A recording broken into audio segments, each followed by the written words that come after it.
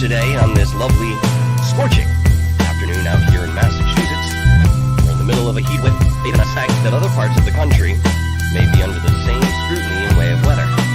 But, at any rate, we are sitting high and pretty out here in, once again, the Northeast. And today, I have a very, very special treat for all of you. I have with me the one and only Philip Mantle, who I will give you a short bio on in just a moment, because the man comes with accolades and credentials that only few would hope to even see within their lifetime, if you wanted to put it in a certain way. Let's put it this way. Okay, Philip is here today to support a book that he has just released known as UFO Landings UK. Now, I was privy to read this book prior to the interview, and I have to tell you, as you've heard me say it before, this is a fantastic read, incredibly comprehensive, and I'm going to put it exactly the way that I said it to Phil prior to the show. There are many cases where we can go and sit with Michael Schratt or Preston Dennett or some of these other very notable researchers who have held on to certain compilations of data and accounts, documents that relate to our interactions with not only UFOs, but the occupants inside. Now, being on this side of the globe, we tend to focus in many cases on what has happened here on our soil. But, of course, in way of expansion and utilizing these thoughts, we must look out into other parts of the planet, and the UK is no exception in way of what they've had within their history. And I'll tell you, it's colorful. It's colorful, folks. And I want to thank all of you once again for being here tonight. We're not going to make this a very long intro, but I want to give you a little bit of background on Philip before we get going. Now, I'm going to read a little something that is actually in the book. I believe this is in the book. If it's not, it's a write-up. And I'm going to speak about the book first before I talk about the author.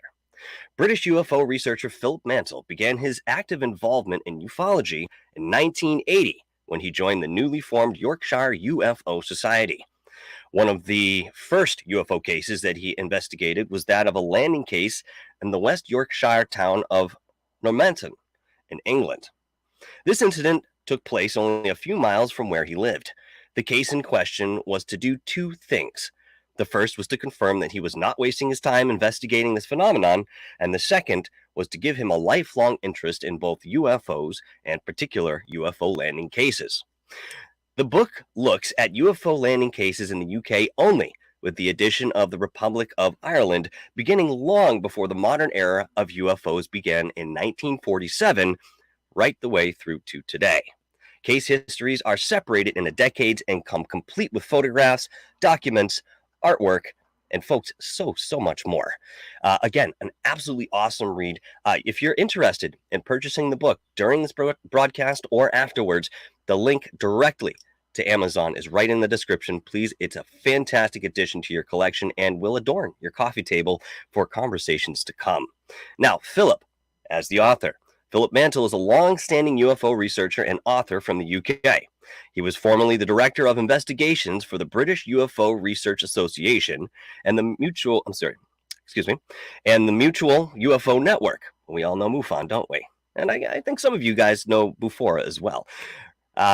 He is the founder of Flying Disc Press and can be contacted in many of the various ways that I will provide. If I haven't already in the description, I just have to go back and double check, but I think I put everything in there. So without further ado, I'm going to bring Philip on, and we are going to get into the meat of this conversation. And I implore you to sit back, grab your favorite drink or snack, and settle in, because we're going deep here, folks. Maybe not USO deep, but maybe. Without further ado, folks, please welcome a good friend of mine and yours, Philip Mantle. Philip, thanks so much for being here. Well, good afternoon in the United States and good evening in the UK. I really appreciate it. I know there's a vast amount of time between us in way of linearity, and it's again an honor to be able to have you here to discuss your most recent work specifically, because you've been in the field for a very, very long time, from what I understand. Now, before we get into the legs of this book and how it began to walk, can you tell me a little bit about, growing up in your generation, there were a lot of discrepancies when it came to expressions of UFOs, talking about them at length, and God forbid we bring something to the media without certain ridicule. how did you follow a certain path that brought you into a place where you are today, saying, this is a topic that I wanted to know more about? Did you have a personal experience?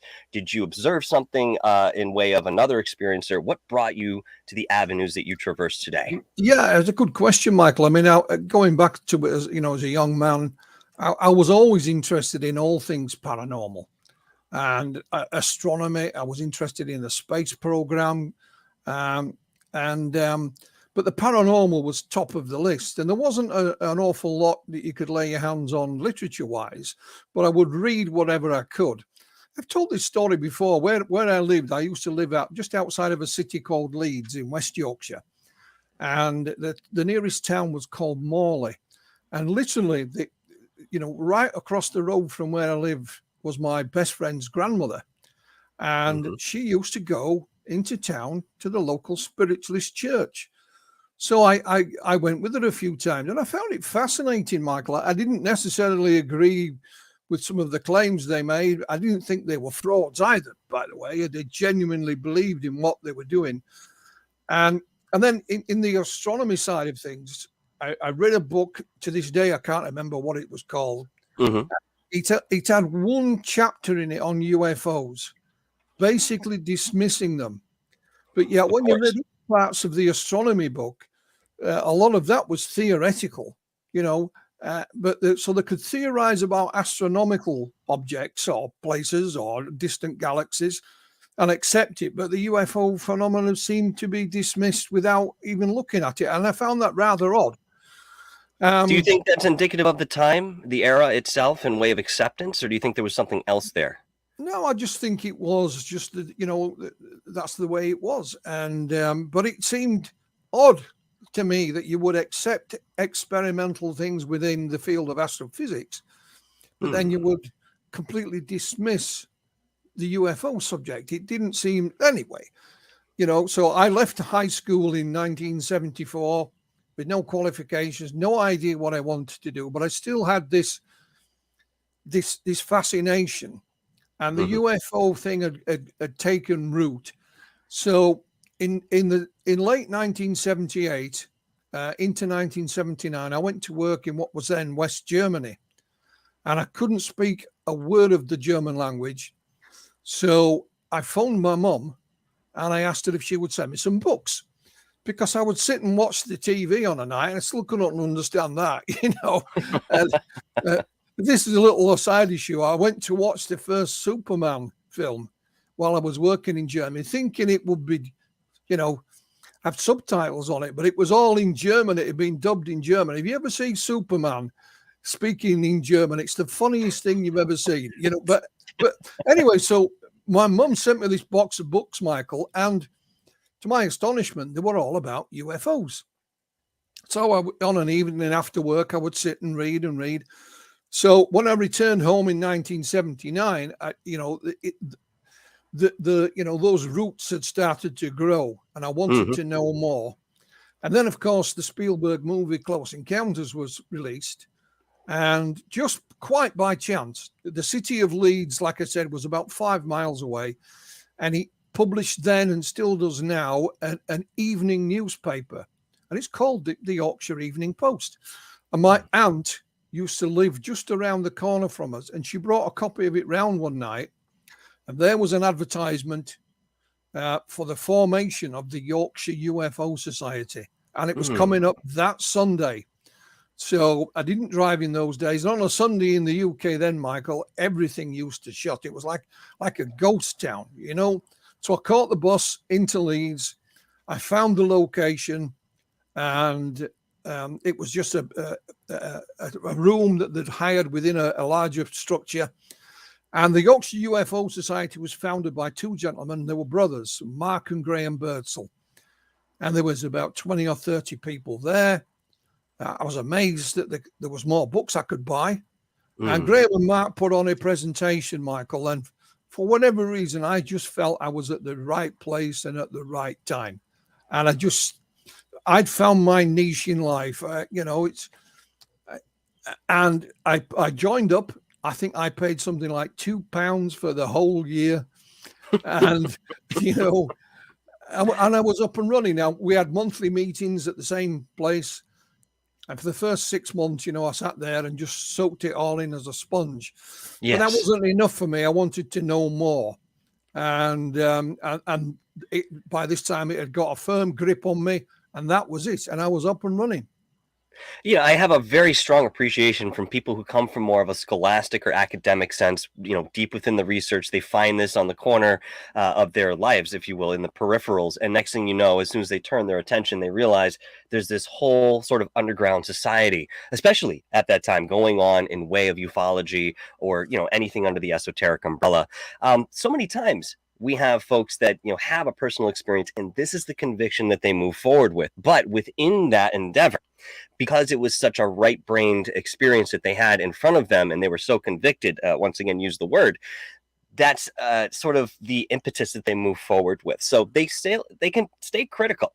They can still have certain analysis, but at the very end of the day, they know because they've had that experience. And again, I appreciate, somebody coming from a different angle, again, using that left brain interpretation the way that I think we need to do, especially today. Now, walking into the book a little bit here, I've expressed, I don't know if I finished my thought with Preston Dennett and Michael Schrapp. My whole point there, if I didn't, was that these guys have archives that you could go and physically sit and leaf through. But Philip's book offers all of this in one place. And that is a certainly concerted effort on his part. And we certainly appreciate it as viewers and consumers, if you will. So when you sat down, and I know this is an effort that has taken you some time to unfold and bring to reality, at what point did you sit down and say, I'm going to compile all of these? I feel that it's necessary for people to have access in way of some sort of linear timeline, sort of just to, kind of categorize these different sightings, which again, I think stretch back into the 1600s is where you start. So again, what point did you sit down saying this is what comes next in way of my publications? It had been a project that I'd had on the back burner for some years, and I mean literally years. And I would find another case, and I would add that to the, either in the files, paper files, or I would store it on my computer. Mm-hmm. And then came the COVID lockdown. And I thought, well, there was no excuse now. I had to draw a line in the sand, and this was the point of doing it. So during lockdown, I found I'd even made a start on it. I'd forgotten I'd made a start. It was literally just a couple of pages, nothing grand. It was more of a little synopsis or a little outline rather than any contribution. So as lockdown came along, boom, off I went. And once the book was finished, we also got media interest from a production company who wanted to make a documentary about it. So I uploaded the cover of the book. So once you upload something to Amazon, unless you change it, that's the publication date. So you may see an old publication date on there from a year or two back, but that's not the case. Sadly, we weren't able to finish the documentary due to COVID. However, it has now been resurrected and hopefully will be completed by the end of this year. So, that was one of the good things that came out of lockdown. But he's still never satisfied, Michael. I'll give you an example. So the book is done. It's finished. It's ready for publication. And then I get an email from a gentleman who lives, again, just locally. And he said, I'd done some television last year, and he saw that, and he thought, oh, great, it's a local guy. So once COVID allowed, he came and paid me a visit. And he brought something that wasn't his, it was from his wife's grandfather. Now, this whole area where I live in, Michael, used to be a big mining industry. My father worked down the coal mine all his life. There was a lot of, they've all gone now, but what happened was his wife's grandfather was a mining engineer. So he would design the lift shafts and all kinds of stuff. And he wrote his own memoirs. Oh, and wow. I'm not talking War and Peace here. I'm talking a very modest. And he printed it out and gave members of his family a copy. So there was only, I think, 10 copies ever made. Now, this chap came along and he said, the second half of the book is about his mining engineering. He said, which is really boring, to be honest. But the first half is about this fella growing up, and he grew up about 30 some miles, maybe 40 miles from here, nearer the city of Manchester. And the largest chapter in his memoir is called The Encounter. And he details him and his friend back in 1911. They set off to go to the park one morning, and in this clearing, they came across this cigar-shaped object on the ground.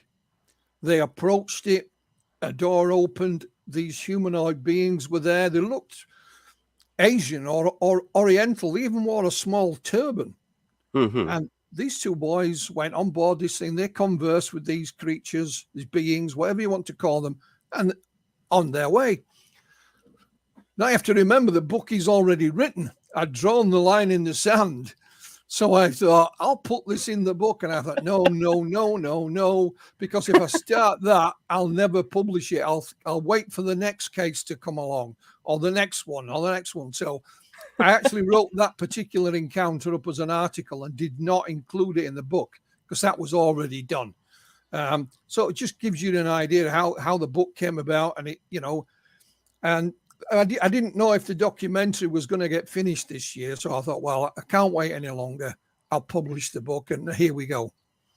Well, you can't allow that creativity to stem up or, get behind some sort of dam, when it bursts through. If it does at that point, it's going to be unidirectional, to say the least. It'd be very difficult to kind of rein that in. So during lockdown, I do believe that there were a lot of positives that happened for many people, including myself, and the ability to get this show up and running the way that I had envisioned. And again, as you've mentioned, it's helped you too, and many, many others are expressing the same sort of thing. Now, when you're looking at some of these experiences that people have had, it's very curious that I find a lot within your book deals with certain interaction. It's not about just a sighting. It's not about just seeing a craft land out in a field with a couple occupants coming out, looking around for a moment, hopping back in, and they're on their way. There's certain interaction. And of course, we've looked at some of these experiences in way of children. Right. And it's been proposed that, certain extraterrestrials or UFOs that were visiting our children, especially in the past, there was an idea that the message they were bringing was, take care of the planet. But this only sort of happened towards the latter end, maybe 60s, 70s, 80s, maybe, because back in the 40s and 50s and before that, apparently we didn't really have that concern yet. But of course, nuclear technology was one of the things. Again, not to make this long-winded, but the idea was that they were going to plant a message or a seed within these children in way of taking care of this planet, a new type of consciousness, with the hopes that as they grew up, they would, instill this in their behavior, in their activities, in their pursuits in life, and perhaps that would be the result of that effort from the extraterrestrials. What are your thoughts on this age-old question where we've seem to have very direct contact, even as you've mentioned in the book, in many ways, and today it doesn't seem to be very prevalent, and if it's out there, it seems to be very selective about who they're coming into physical contact with, the handshake. Yeah, I mean, I've no doubt these encounters still take place, but you have to realize the certain fashions in UFO research of certain topics within it become, in vogue. And at the moment, certainly for the last few years, it's been the US Navy videos, so everybody's concentrated on that. We had the hearings just recently in the US Congress. So that's taken center stage, really. And I think if we looked hard enough, we would be able to find these other encounters. But things, the UFO phenomena down the decades has evolved, shall I say. Now, whether that's the subject that's evolved, or it's just us, how we perceive it, or how we investigate it, or how we deal with it. But at the moment, it's everything tic-tac this and tic-tac that, yeah, but it is. Indeed. And there's nothing wrong with that, but it's at the exclusion of pretty much everything else. And, so I think, the book is a refreshing look at the UFO phenomenon away from that. That the tic-tac stuff and the Navy videos and Congress, that's all going to rumble on and will do whatever it does. but we mustn't, as researchers, forget what has gone before, and what we can learn from that, and what is still happening elsewhere. There is more information to be had, and if not just waiting for the next congressional hearing or what some gentleman claims that he's seen or whatever. So the information is out there if we only want to look for it.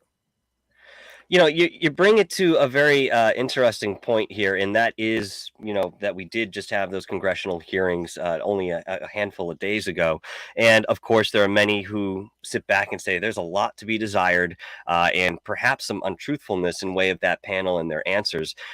Within that, and I assume that you watched that at some length as well, what are your thoughts about people feeling that there is a necessity to have a certain organization that we put up on a pedestal or have, inserted into different areas of, government, if you will, that has to come out and say, yes, there are extraterrestrials, there are UFOs, there's high technology, almost as if we were children, excuse me, just sitting on the side, waiting for someone to confirm what we already rightly probably know. What's your thought about disclosure? I mean, people say that we've already had it, and I do agree to certain extents. But it does seem like it's going to always come back to the individual to sort of reserve that desire to have somebody else confirm it, because they're going to be having experiences. And if this happens more often than not, you have a collective consensus. What do you think, Philip? Yeah, well, I think if you're waiting for the US authorities or any government body for that matter, I think you'll be waiting forever. Most UFO sightings are reported to members of the public or UFO organ. We've got just the same amount of information, if not more, than Congress has. Congress said we've got 400 sightings in our database. 400. So what? I've got 400 in my filing cabinet. Exactly. And let's be honest. And this is not critical. It's not having a go at anyone. But when you look at the Navy videos, these were taken by US Top Gun jets, jet fighter aircraft, $100 million plus each. And all they can film is a fuzzy blob, which is no better than some of the camera phone footage you see on YouTube. Or, I have a friend who'll ring me up and say, I've just filmed this, Philip. What you filmed it on? Oh, my camera phone. Well, it won't be great then, will it? The image quality. So it's no better. And what made me smile when I was listening to the congressional hearings was how they were encouraging, because they're only really dealing with the military. So military sightings only. And they said, we get them to fill in a form. And I thought, well, UFO groups have been doing that for years. It used, when I first started, it was a paper form. Obviously now it's all done electronically. So it's not, if you contact MUFON, you can fill in a report form, on their website. And you can upload any photographs you've taken or any video. So what's the difference? I don't see an awful lot of it. But if we're looking for what some people call disclosure, it's been called many things during my time. Let's just think about that, Michael. What they mean by disclosure is that somebody is going to stand up and say, we have made contact with extraterrestrials. That's what it is. But you have to remember, this is something global. So yes. I don't think it would be any president of any country that would do it, because if it was Joe Biden, for example, his opponents would say, the old boy's fallen asleep and had a dream, because he has his detractors. If it had been Trump, then his opponents would have said, this guy's off his head, If it was the United Nations, some people will say, well, what do they know? It's just a talk. If it was the Pope, then, not everybody's a Catholic. Not everybody's a Christian. Not everybody's got any religion. So it would have to be truly international rather than any one person or organization. Then we have to remember there are countries that don't even have electricity yet. The people's third world countries would not be aware of it. And neither would they care, Michael, because all they care about is having the next meal the next day, where that's coming from. So if you're waiting for any government body to give you disclosure, you're going to be waiting an awful long time. I'm sorry to say, and I don't like to sound to be dismissive. It's just like I've been in it 40 plus years. There's others out there been in it longer than I. And I remember a very well-known British author when I first started. I won't mention his name. They're going to tell us. They are going to tell us. The government. Mm-hmm. Who the hell is they? You know, which who is it? Which government? And then of course, you know, it changed and it was called Operation Right to Know. I think that was in the 90s. And they would literally walk around the White House and, you know, with banners. They are going to, it was the same they, but nobody knew who they were. You know, now they call it disclosure. So it's just the same thing with a different title, I'm afraid. And you have certain, well, I don't know what to call them, certain individuals who claim an awful lot about their so-called, you know, intelligence background, but yet don't deliver and put nothing fresh on the table in that respect. So I wouldn't take a whole lot of notice on that, but the information is out there for you to find out for yourself, Michael. You don't have to wait for anyone else. And that's sort of, excuse me, my driving point too, is that this is out there in front of us. It's on the table. And if you are a human being that can intellectually deduce based on what you have in front of you, that's really how exploration began. Maybe we make an assumption or a supposition or something in front of us. We call it a different entity than what it actually is. But through time, you know, in our own curiosity, we will find out more about what we're focusing on. And ufology is absolutely no exception to that. You hit on a lot of good points there. And I think even at this point, with all of this dismissive attitude in way of politics, specifically, if you want to look at, you know, the echelons and way of governments that people do expect to get some sort of information out of, you know, again, you're going back to a point here where we sit. And if we were slapped in the face with some of this evidence, there'd be somebody behind us saying, no, this is wrong, or to confuse, dismiss, and what have you. So it's very difficult for us to wade through this mire that we've sort of created for ourselves in way of what's true within the field and what may be contrived. But when you talk in your book here about certain techniques on retrieval in way of memories, you know, you do bring up hypnosis, and a lot of people lean on hypnosis as a very based in fact evidence, although we understand that there are varying factors and variables that get in the way of this. So in your opinion, how accurate is hypnosis really? You know, we have... I think hypnosis can be a useful tool, but it's not necessarily the be all and end all. I've undergone hypnosis, not regression.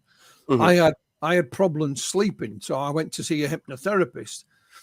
And I can honestly say it's when I was under hypnosis, you are fully aware of what's happening. It's not like you see on, you know, some stage show. I was lying in a big leather chair. It's all electronic, and I could alter it to fit, you know, where I wanted to lay.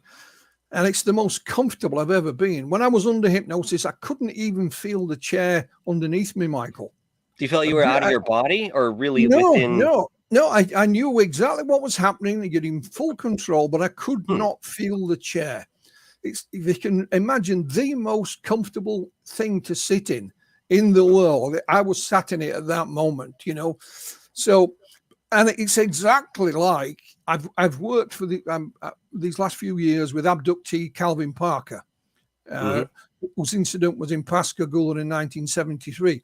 Calvin talks about being placed on this like glass table on board the UFO, although he couldn't feel it underneath him. Yeah, and I kind of know exactly how he felt. I'm not saying he was hypnotized, but I'll give you an example of how it can work.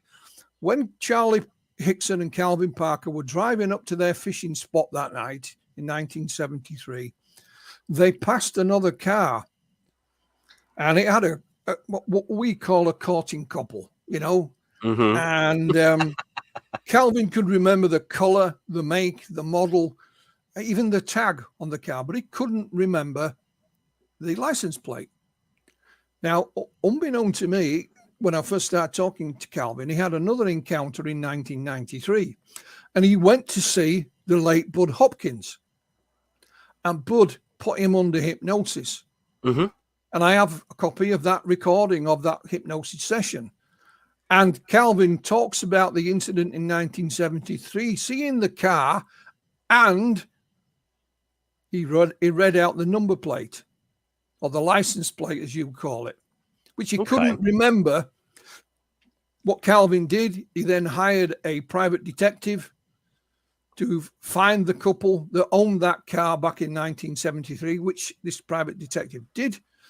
The man was sadly deceased, but the woman was still alive and was in a nursing home, and Calvin got to talk to her. So he remembered the license plate.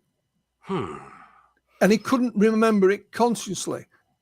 So that is one instance where, you can show that it is an aid sometimes. It's not the be-all and end-all. It can be a useful tool. I'll give you another example.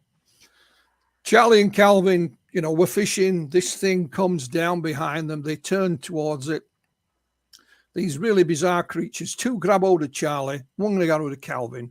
And again, while Calvin's on board this thing, he says, they take my shoes and socks off. He's lying down, and he said, they stick something in my foot and it hurts.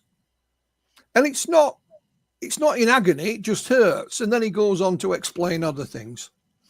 So when I started working with Calvin, I said, have you got any documents? He says, no, but they were all lost in Hurricane Katrina. Okay, so I set about see what I could find. Now, the Center for UFO Studies sent me a file that they had on Pascagoula. It's mainly newspaper cuttings. Right in the middle of it, Michael, is a one-page typewritten. So it's written on an old typewriter, and it's 2 days after the encounter. So it's October the 13th, 1973, and it's subtitled "Puncture Marks," and it details a physical exam of Charlie Hickson and Calvin Parker. And it says there was marks on Charlie Hickson's left arm and Calvin Parker's foot. Remember, Calvin had said that did something with my foot and it hurt. Then it goes on to say, and we took photographs of these marks, but the photos weren't there. However, last year, the same chap who sent me that file sent me an email. I said, Philip, I've been searching through some files today, and I assume you've already got these, but I thought I'd send them anyway. I wasn't looking for them, by the way. I was looking for something else. And it was the photographs that went with that one-page document. So you have Charlie Hickson holding his arm out, and he's got these marks. And you have Calvin Parker's foot with these 3 marks underneath his foot. So you have the witness testimony, you have the written testimony, which was written by Dr. James Harder, by the way, and then you have the photographic evidence to go with it all. This is a little hard to ignore. Absolutely. When you have that much corroboration. Go ahead. Sorry. So when you look at these photographs on their own, Michael, if I'd have just sent you them out of the blue, you'd have thought, what's these? They're black and white. But then when you know the story behind it, and previously you've got this one-page document, because Dr. Harder and Dr. Hynek both flew in and talked to Charlie and what have you. And, but Calvin said that some of this he already knew. I asked Calvin about hypnosis, and he said it just clarified 1 or 2 things. He could remember the vast majority of it. But just 1 or 2 little fine points, it clarified for him. So, make of it what you will. I'm not out to tell anyone that it's good to use it or it's bad to use it. You have to use your own skill and knowledge and experience. However, I think it can be beneficial to the individuals, themselves. Even if we have a researcher who weren't that keen on it, it may help the individuals themselves, and it certainly helped Calvin. So all that came about, and we'll be releasing this and much more next year, of course. Oh, which I can't wait for. I mean, you're going into such detail about this, and my head is filling up with many different areas. I'd love to go on that, but I'll certainly wait to see the presentation that you have envisioned, because I'm sure it's going to be fantastic. We've had a couple of great documentaries released this year. If you aren't aware, folks, we have Above Top Secret. Was released a few months ago. I think it was 2 months ago. Awesome presentation. You guys ought to check that out. Also, in addition, Alien Abduction Answers is a fantastic documentary on that exact subject, and kind of presented in a very fresh way that, these topics get stale because, we're talking about anecdotal things. We're going back into a history, something that's already happened. And, the next presentation you see, there was one extra detail we found and boom, that's the whole thing. But in the same way that Philip's book highlights some of these different angles that we haven't seen, or, certainly information that has been discovered since we last visited the topic at large, you'll find that in these documentaries as well. Now, before I ask you the next question, there's something I want to ask you straight out and forward. It doesn't have to be a very long answer if you haven't got it, but it's something I like to sort of toss out there because there is a possibility of a reality of what I'm going to say here. Now, Phil Schneider, obviously we all know who this gentleman was, but the reason I'm bringing him up today is because during his lectures, he was purportedly walking around with a handful of different off-world materials, as he had claimed, and these different materials certainly reacted in different ways based on how you handled them, and very unnatural in many cases. In your research, through your documentation, through the people you have known, have you ever been able to see or be in the company of someone who has these off-world materials or anything that would fit that description? I mean, the only gentleman I could say, and he's in the United States, is Daryl Sims. Daryl lives in Houston, Texas, has the nickname of the Alien Hunter. Smashing guy. Daryl has concentrated on that exact thing, the search for the physical evidence. Yes, he's trained in hypnosis, so he's done hypnosis on abductees. He's an abductee himself, but his hunt is for the physical evidence, and he has a raft of these items, some of which are alleged implants. He has handprints of some of these creatures where they've left a handprint behind. I think he even has an animal of some description in his freezer. Really? Yeah, that he thinks maybe a chupacabra. Okay. And I've seen a photograph of it. It's very bizarre, but it is a canine of some description. So, but Daryl's the only one that I've come across. I've spoken to people in this country who think they may have an implant here or there, but there's not been anything that we could hand over to a university and put under the microscope. And but Daryl has with a lot of the things he's found, and I wouldn't rule it out, and I would ask it. Just go online, you'll find Daryl Sims, the Alien Hunter, and have a look at what he has to say. But that's the only person I know. Now, I'm certainly familiar with his name. I don't know too much about him, much to my chagrin in way of his conversation, but it seems like I should. And I certainly will look into that and even possibly reach out to him because, many people have heard the story of I have a creature or something odd in my freezer, and they say, okay, produce said creature. And they're, oh, well, we don't know. We can't do it. There's something, blah, blah, blah. Can we get a hair sample? No. I mean, if he's really somebody who is dedicated to collecting some of these artifacts, as I'll call them, there may be a credibility behind him to show something like that with much more believability, rather than the guy who came out of the woods one day, nobody knows who he is and nobody will know who he is tomorrow, but he apparently has a Bigfoot in his basement chained up, things of this sort of ilk. But through your experience and research, now we understand, back in prior to Roswell, let's say, when somebody saw something in the sky that was, considered anomalous, in many cases, they didn't have flying technology the way that obviously we have littered our skies today with. This goes into the whole idea of satellite, space debris, and so forth, because we occasionally catch some of that out of the corners of our eyes as well. But through your experience and research, how certain can we be statistically that there's a large faction of our own operators in the sky with these esoterically aligned vessels, regardless of how we actually collected that technology?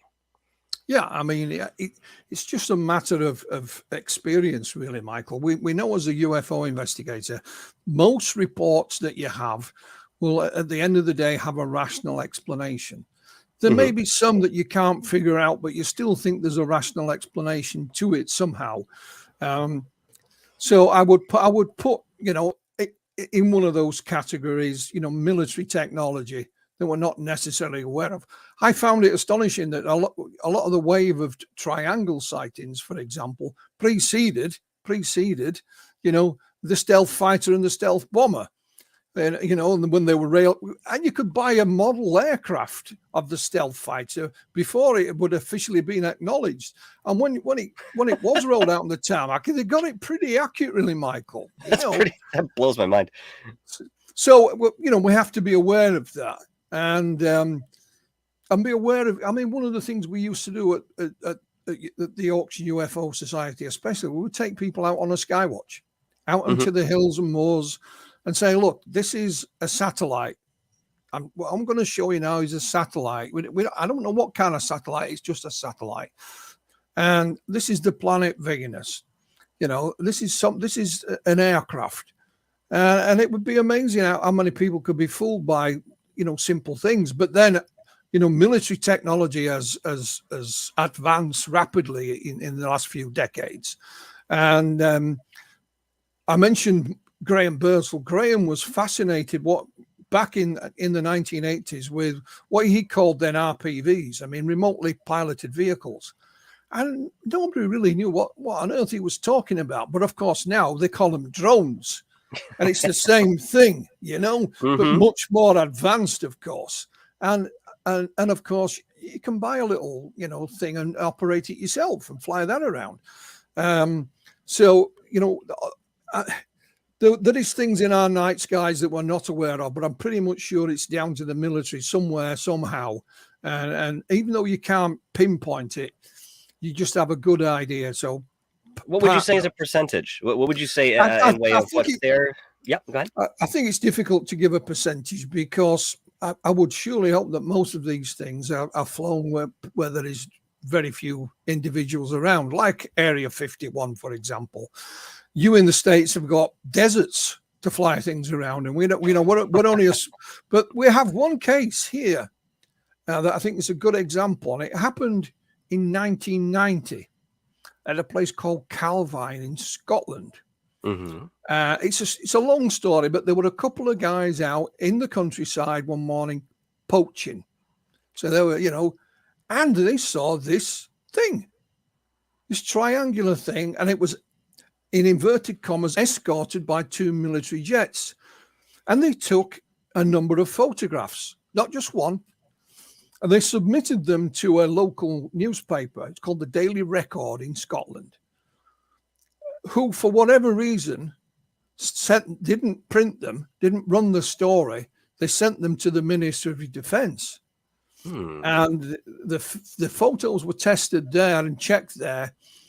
And although there is no sign of them now, which is strange, all there is a photocopy, a Xerox. However, in the report that's filed, they believed that it was actually a secret US device of some kind. Now, we've never seen anything like that on the runway anywhere else.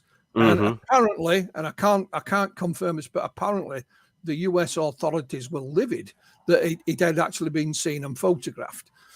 But it was a US military hardware. And so that gives you a good example of a couple of lads out poaching one morning, shouldn't have been there because what they were doing was illegal, and hey presto.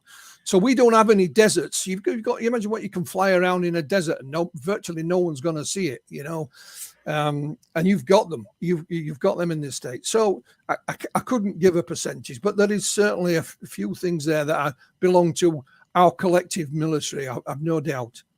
I certainly have to agree with you on that. And we do have the space over here in America to, run some of these clandestine programs and, perhaps even take flight without people noticing, because there's miles around some of these bases that you just can't enter.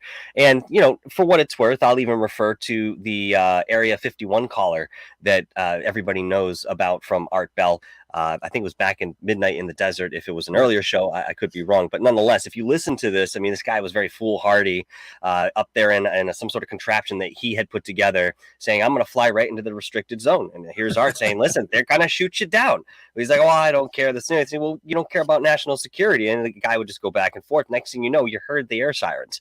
And he's like, they're sending people up here. And he's like, well, that's what it's going to be. Next thing you know, the lines go dead after they start shooting at him from the ground. But I mean, that's the type of security that we deal with. And at the end of the day, it's not necessarily that they're trying to keep us out from seeing aliens. I think in most cases, okay, without certain insinuations, coming along for the ride here, I think in most cases it really is a matter of national security that you can't enter some of these bases.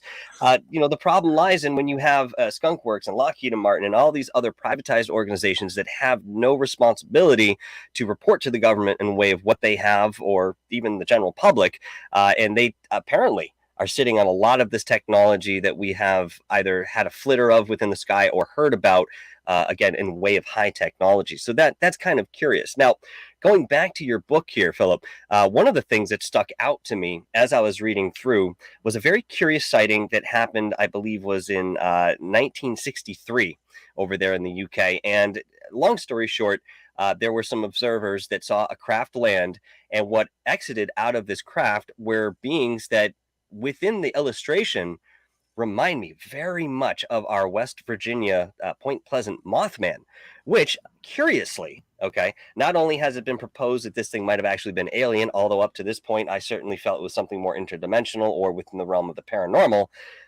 but it's within, again, 3 years here in 1966. This is when we saw the Mothman. What do you take away from a possible correlation between something that happened 3 years with the right characteristics now mirrored 3 years later in America? That's one of the fascinating aspects of the UFO subject in general, Michael. I'll give you another example. In the 80s, I was working with an abductee here in the UK. She was just a normal lady. She was a housewife with a young daughter, and she reported a series of encounters. And part of these encounters were she felt she was pregnant, and she'd been,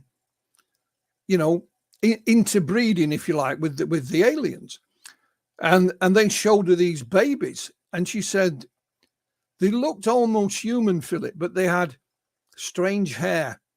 She said it was the hair of like you buy a cheap doll from the shop. The hair is always pretty awful on it, and I was in regular contact at that time with the late Bud Hopkins, who was, probably the main abduction researcher we've ever had. So I would transcribe my conversations with this lady, and I sent them to Bud, and they were exactly the same type of thing he was working with in the United States that hadn't been published. Bud actually termed the phrase "smart baby dreams." And she had no UFO literature in the house. I mean, nothing, not a book. I mean, she didn't read, full stop. I don't mean she couldn't read. I mean, she just didn't. And I thought, well, how can a housewife on this side of the Atlantic report something exactly the same as some lady that Bud's dealing with 3,000, 4,000, 5,000 miles away? And I couldn't figure it out. And it's the same with certain UFO cases, like you've mentioned. We've given it the nickname of the British Mothman in 1963. It's a very bizarre case. If you're looking for a hoax, there are plenty of science fiction aliens out there in the 1960s to base your alien on, but there was nothing like that. And not only that, the British Mothman didn't even have a head, or not certainly one that they couldn't see anyway. And it's extremely bizarre. And it's one of the reasons why it's in the book, Michael, because what you'll see referenced throughout the book is what the late Alan Hynek called high strangeness. Yeah. So the closer you get to these things, the more people that see it, if there's any ground markings, if there's any documentation, these are all layers of high strangeness. And these cases in my book have these layers to a lesser or greater degree.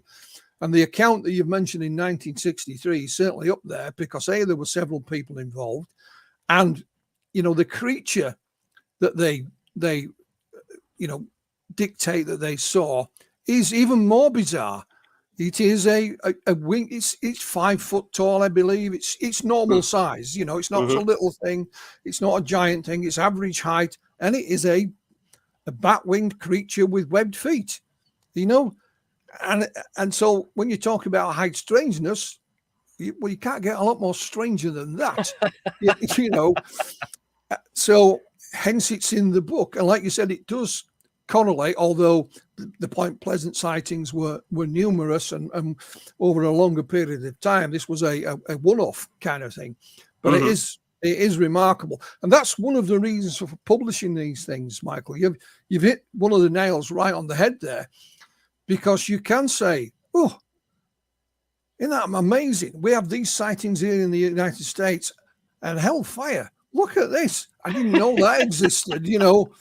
And that's 3 years prior to it. So if you were looking into the Point Pleasant sightings, you maybe would add this to your collection and have it, you know, not necessarily mixed in with them, but certainly as a little side issue to say, well, these things are seen elsewhere, you know. And here's one from the UK. And also, but we have the opposite as well. We have certain things that are seen in here in the UK that are not seen anywhere else, for example.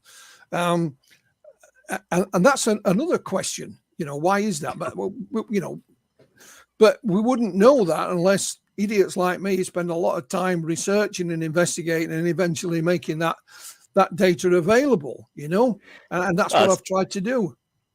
Again, it's a conscious effort to do something like this and to, you know, put everything together the way you have. Now, one of the things I'm going to point out to all our viewers right now, and something that I certainly walked into your book with the expectation of, was there's no Rendlesham Forest. And you mention it right off the bat. And actually, as I read this, I was actually a little relieved, because we've covered this in such an extensive fashion. And I'm not saying that because we shouldn't look at it again. But again, your book offers a fresh perspective on some sightings that, you know, we may not have been aware of. In fact, there was, in totality, 95% of what you brought to the book I hadn't looked into, or I'd only heard about it, you know, fleeting. So, you know, again, it was much more satisfying to get into a more comprehensive look into some of these sightings. And then again, as you're mentioning, ask the questions of correlation, you know, not necessarily, you know, lumping it together as a definitive entity, but saying, hey, there's something on this side of the table, there's something on this side of the table, they're on the same table, even if we can't put them together like Legos yet, but there might come a day. Now, one thing I wanted to ask you before we get out of here, I know that we're running a little short on time, but God, I could sit and talk with you all day, as you can well imagine. Is there a stark consistency to be found anywhere collectively amongst the UFO landing events that you have researched and compiled within UFO Landings UK? No, I think one of the overriding factors of the cases that are in the book is that there's no correlation. There's you know, it doesn't happen to any one particular type of person. There's no location.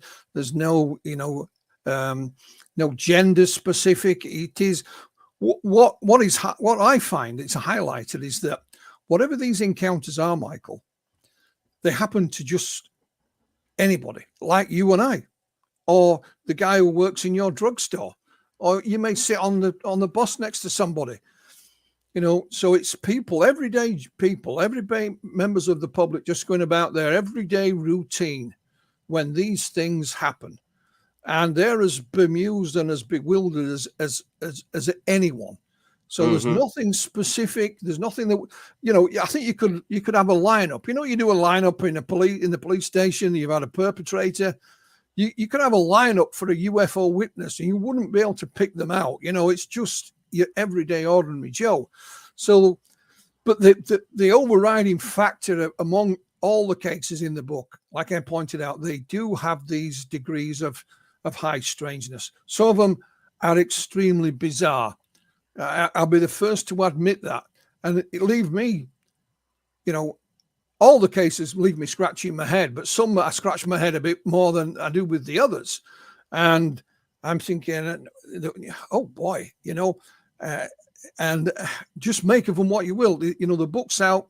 It's not to indoctrinate anyone. I'm not saying you have to believe this is what they are, this is where they come from. You know, no.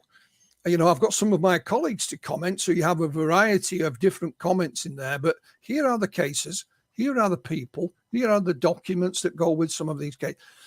You decide for yourself. Add this to your collection of data on this subject, and don't wait for the next congressional hearing. You don't have to wait. Because they're only getting their information from one source.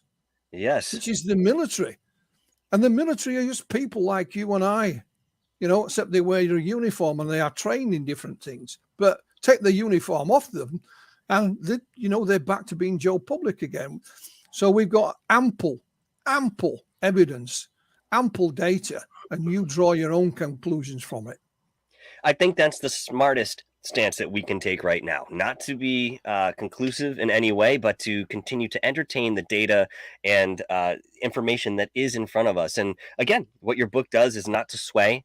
It's certainly to present this and say, hey, come to your own conclusions in way of what is being presented. If there's a correlation here, you'll find it. It's a very personal journey looking into this field as a generality, right? But then getting into your book, you really get to sink into that a little bit. And I think today we're allowed to have our different opinions about, what things are. And again, this may be sort of foreign to what we've grown up with in the past or what we've seen in the last 100 years in way of the acceptance to this type of phenomenon. Listen, we are out of time for the moment, but I want to thank you so much, Philip Mantle, for coming on this show and talking about your brand new book. And of course, I would certainly suggest that everybody go back out and look further into Philip's work here.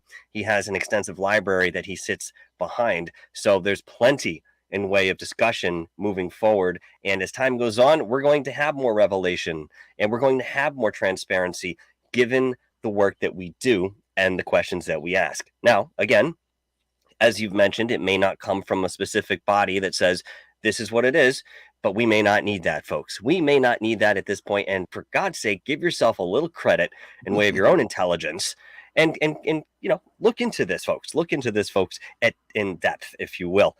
For the moment here, I'm going to take you off, Philip. If you have to go, I understand. If you can hang around for a minute, I'll say my proper goodbyes off camera. But either way, man, it has been an absolute honor to speak to someone so articulate and knowledgeable about this field within what you've done. My pleasure, Michael. I can assure you, anytime. Thank you so much, Philip. Take you off for just a moment. And I have to tell you, I was really looking forward to this interview. Philip is a very comprehensive individual within his own character, not just within his authorship. And I think you saw a little bit of a glimmer of that tonight in way of what he provided on the show. Now, one of the things that I had mentioned is that we were going to do a little revamp with the show as time goes on. And I think having certain guests, even those that I'm very friendly with and I've had on many times before, it's important to really focus on that interview at hand. So there are two things that are changing immediately. The first is I'm going to certainly accept those super chats and super stickers throughout the show. I will thank you in the chat. And then after, I'm going to acknowledge you right here at the end of the show. And today we had Long Island Bigfoot dropping in a beautiful super sticker. We had Thomas Kunas also donating a super sticker, and Bob Gray with his generosity dropping in a super sticker. And I want to thank each one of you for your donations and support here on the show. Keeps us going in many different ways and allows me to go out into the field and continue to do this type of work. So with that out of the way, thank you so much. Now, the second thing that we will be changing is that I'm going to open up similar to what I used to do back in radio, and this is a format that many people have adapted.